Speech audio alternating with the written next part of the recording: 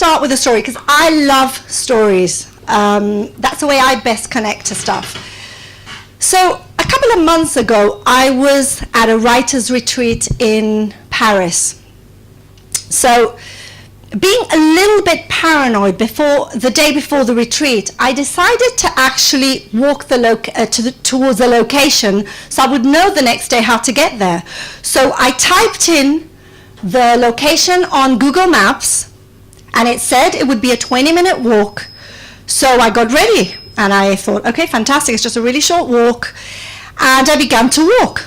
And I began to walk, and I began to walk, and 3 hours later, I was completely lost in the middle of Paris, around the Notre Dame area, really not knowing where the hell I was, and really confused about this 20-minute thing that Google had promised me. So, really downcast, I took a taxi back to the hotel, and the next morning, I was going to get a taxi to a location of the retreat, and I thought, no, Michelle, Google said 20 minutes, it has to be 20 minutes. So I typed in the location again, and I began to walk. Now this time, I got there in 22 minutes exactly. So what was different between one day and the other? Well, the day before, I had really meant to get there in the time that Google had kind of said, but I got distracted because around the Notre Dame area there were musicians, artists, there were markets. I was sort of engaged with everything, and I got completely lost as a result.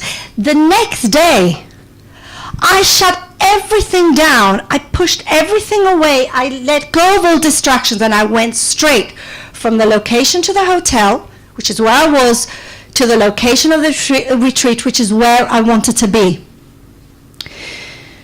Now that really simple experience reminded me of life. How often we really mean to get somewhere. We really do. We really mean to write that book. We really mean to do that online program that we said we were going to do. We really mean to start public speaking, but we kind of don't. We mean to do so many things, but there's the distractions that get in the way, that stop us getting from where we are to where we want to be.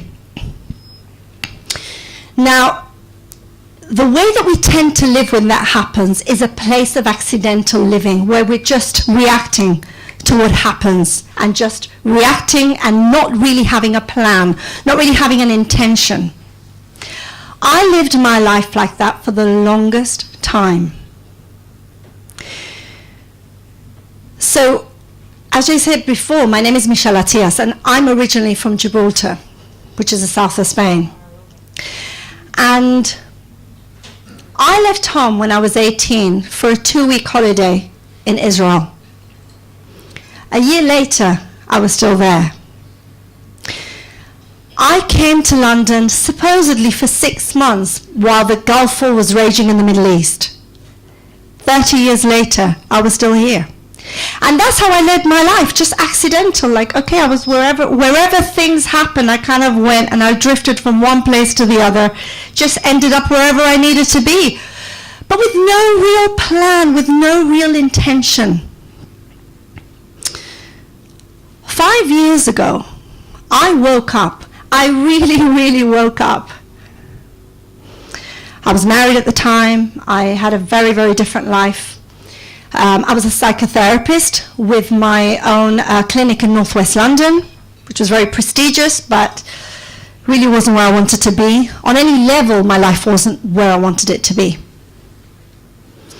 And I realized that it had been so many years of accumulation of just kind of not taking a stand and creating the life that I wanted.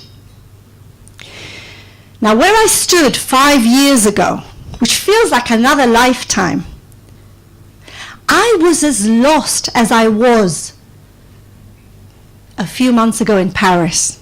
Just the same. I was just as lost. One was in the city, and the other one was in my life. Totally lost.